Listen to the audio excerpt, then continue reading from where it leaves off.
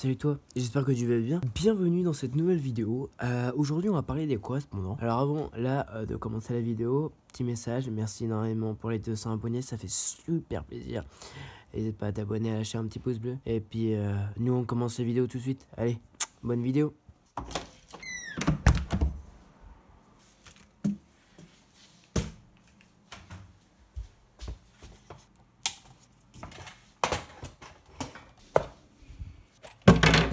Salut toi, j'espère que tu vas bien et bienvenue dans la nouvelle vidéo. Alors il y en a dans la dernière vidéo, ils ont dit que le micro-cravate, ça les stressait quand je le tenais. Alors ok, je l'ai accroché. Aujourd'hui dans cette vidéo, nous allons parler des correspondants. Avoir un correspondant, honnêtement, c'est cool, mais c'est pas toujours évident. Alors, je vais vous expliquer ma petite histoire. J'ai eu un correspondant pendant une semaine chez moi. J'ai été avant ça une semaine chez lui. Vous allez me dire, mais Max, mais quelle était l'origine de ce correspondant? Où et dans quel pays es-tu allé? Mon correspondant était un Slovaque. Donc le pays, c'est la Slovaquie. Voilà, je suis allé en Slovaquie. Alors il me semble que c'était en février. Voilà, je suis allé en Slovaquie en février. Pendant une semaine, on s'est éclaté. C'était génial et tout. Le voyage et oh là là, mais avoir un correspondant, c'est l'échange. C'est trop bien. T'imagines là le voyage, donc au début tu vois tu stresses, tu vois t'arrives Slovaquie, tu stresses. Pour la première fois je vais rencontrer une personne à qui je parlais sur internet et là tu la vois pour de vrai mec, tu la vois pour de vrai cette personne. Du coup c'est assez stressant au début,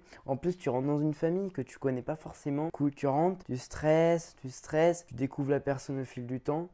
Et là, ça se passe bien, l'échange se passe bien et tout, c'est génial, tu passes une semaine de dingue et tout. C'était génial ce que j'ai fait plein d'activités avec mon correspondant pendant une semaine. Je me suis éclaté, j'ai fait du ski, j'ai été voyager, enfin, j'ai pas voyagé, j'ai fait des randonnées, pardon. Il y avait plein de neige et tout, waouh, truc de fou, truc génial. Donc, arrive la fin de l'échange, enfin, pas de l'échange totalement, mais du premier voyage. Donc là, voilà, tu prends l'avion et tout, c'est stylé aussi ça. T'es un petit peu triste, mais tu te dis, ton correspondant, tu le revois et tout.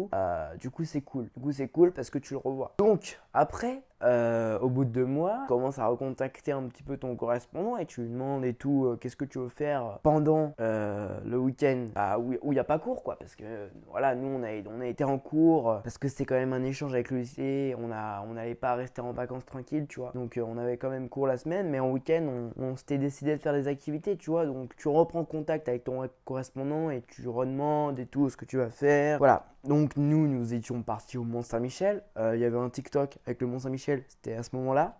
Voilà, il y en a qui ont dû voir ça. Et tout, on s'est éclaté, Mont-Saint-Michel, on a dormi à Saint-Malo. Trop des bons bails et tout. Enfin, puis même quand tu revois ton correspondant que t'as pas vu il y a 2 mois, enfin, c'était génial. C'était génial quoi, tu revois ton correspondant, tu t'éclates et tout. On avait bien mangé ensemble et tout dans des bons restaurants, du coup c'était sympa. Et là, donc moi je vous dis, profitez énormément de votre correspondant le week-end parce que ça passe hyper vite, vraiment hyper vite. Et donc, après ça, il y a le moment, il y a les cours qui arrivent et tout. Donc là, tu fais des activités, mais lui, il fait plus des activités. Il va pas forcément tout le temps être en cours. Du coup, lui, il est parti à la mer avec le lycée au calme. Nous, voilà, nous, on est resté au lycée à travailler. Et voilà.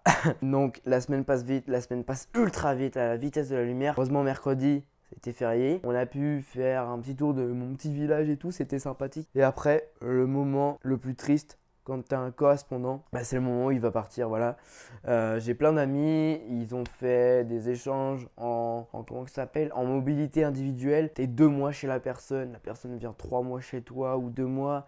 C'est génial, tu dois t'éclater. Moi, j'ai pas fait ça, moi j'ai fait un échange collectif, je crois. Et en fait, voilà, donc c'est un groupe entier qui échange avec un autre groupe entier. Et donc, voilà, le jour du départ, le vendredi, c'est triste, mais tu dis adieu à ton correspondant en quelque sorte. Tu te dis quand même, bon, je vais essayer de te revoir, mec, ça serait cool qu'on se revoie et tout, parce que t'as passé un bon moment avec lui. Et donc là, t'échanges quelques derniers mots. La nuit d'avant, c'est la nuit avant qu'il y ait son départ, tu parles à fond avec lui, t'échanges un maximum de choses, puis après, il y a le départ, larmes, et puis tu vois le bus partir au loin, et puis tu dis merde, quoi, c'est déjà la fin. Bon, voilà. Ça, c'était ma petite vidéo sur les correspondants. Voilà, en vrai, avoir un correspondant, c'est tellement bien. C'est tellement d'échanges et tout. En plus, mon correspondant, il faisait 20 heures de français par semaine. Du coup, on parlait français, on parlait anglais aussi un maximum et tout pour échanger les langues. Et du coup, c'est un échange de culture, c'est un échange de personnes. Tu rencontres des nouvelles personnes. La personne, t'imagines, tu la connais à peine. Elle dort chez toi directement. Enfin, c'est un truc de fou. Voilà, quoi qu'il en soit, profitez de la vie, profitez d'un correspondant si vous en avez. Et puis j'espère que cette vidéo vous aura motivé à avoir un correspondant. Et puis sur ce, moi je vous souhaite une bonne fin de semaine et à samedi prochain, je l'espère. Allez, bisous.